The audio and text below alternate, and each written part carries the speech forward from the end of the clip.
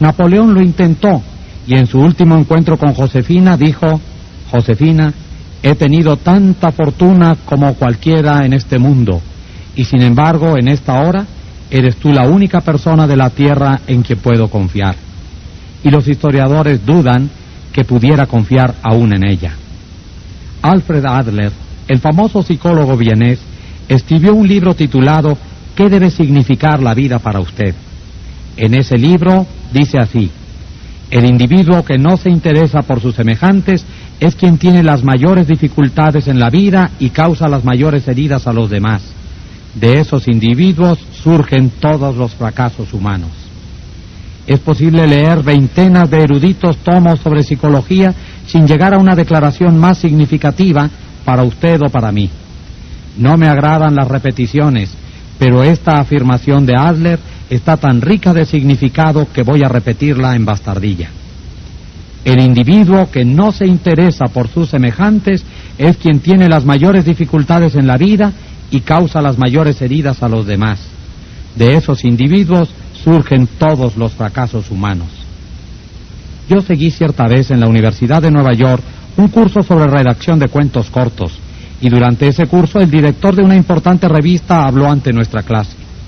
Dijo que era capaz de tomar cualquiera de las docenas de cuentos que cruzaban por su escritorio, todos los días, después de leer unos párrafos, decir si su autor gustaba o no de la gente. Si el autor gusta de la gente, añadió, la gente gustará de sus cuentos. Este director, acostumbrado a tratar con la vida, se detuvo 2 veces en el curso de su conferencia sobre la forma de escribir y pidió excusas por predicarnos un sermón.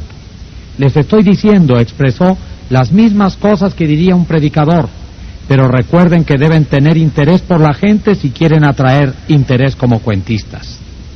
Si así ocurre con los cuentistas, puede tenerse la seguridad de que lo mismo es triplemente cierto en cuanto a las relaciones con la gente. Yo pasé una noche en el camarín de Howard Thurston, la última vez que se presentó en Broadway. Thurston, el decano de los magos, Thurston, el rey de la prestidigitación, durante 40 años viajó por el mundo entero una y otra vez, creando ilusiones, engañando con sus tretas al público y haciendo que la gente quedara boquiabierta de asombro. Más de 60 millones de personas pagaron entrada por verlo actuar, y así consiguió ganar casi $2 millones. En esa ocasión pedí al señor Thurston que me confiara el secreto de sus triunfos. Su instrucción no tenía nada que ver con ellos, porque huyó de su casa siendo niño, fue vagabundo por los caminos, viajó en trenes de carga, durmió en pajares, pidió comida de puerta en puerta y aprendió a leer gracias a los carteles que desde un vagón de carga veía junto al ferrocarril. ¿Tenía extraordinarios conocimientos como prestidigitador? No. Me dijo que se han escrito centenares de libros sobre pruebas de magia y que muchísimas personas saben tanto como él. Pero Thurston tenía 2 cosas de que carecían los demás. Primero, la capacidad necesaria para que su personalidad llegara al otro lado de las candilejas. Conocía la naturaleza humana. Todo lo que hacía, cada gesto, cada entonación de la voz, cada elevación de una ceja había sido cuidadosamente ensayada con anterioridad. Y sus actos respondían a una perfecta noción del tiempo. Pero, además, Thurston tenía verdadero interés por el público.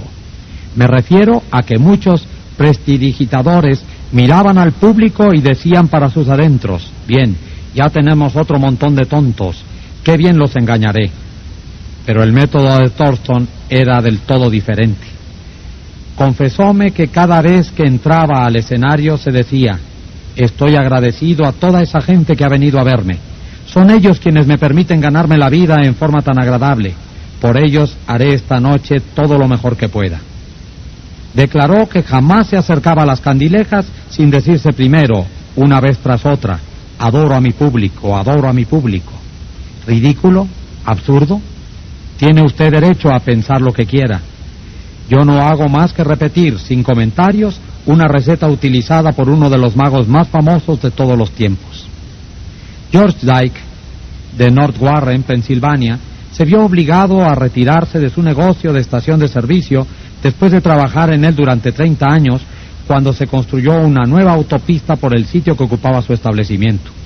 Al poco tiempo, los días ociosos de un jubilado empezaron a aburrirlo, por lo que trató de ocupar el tiempo tocando en su viejo violín.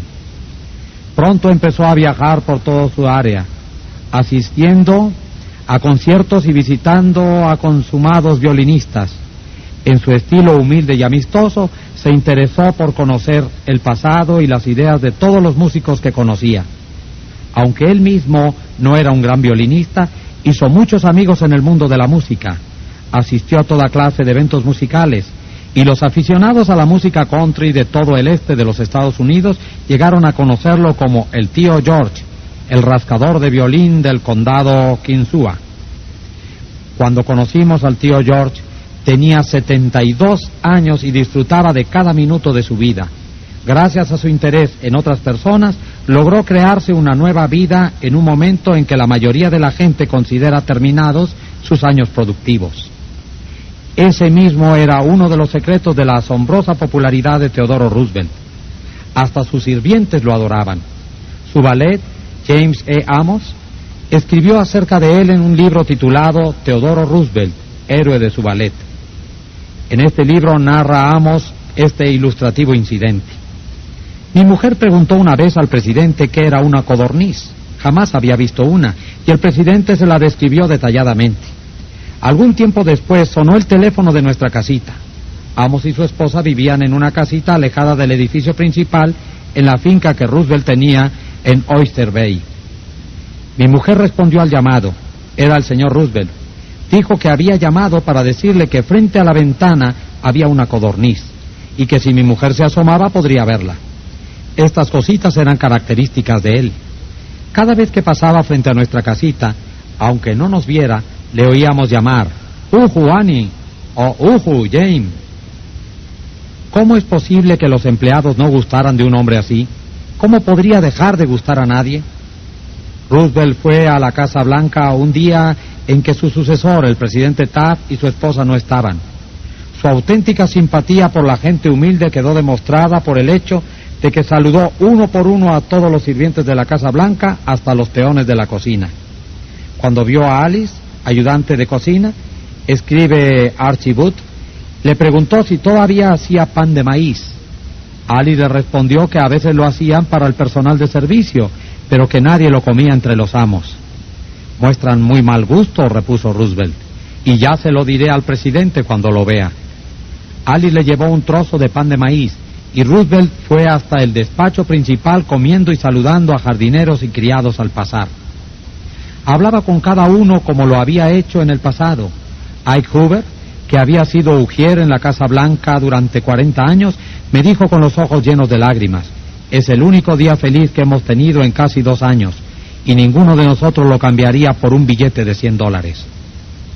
El mismo interés por la gente, al parecer sin importancia, ayudó al representante de ventas, Edward M. Sikes, hijo de Chatham, New Jersey, a conservar una cuenta.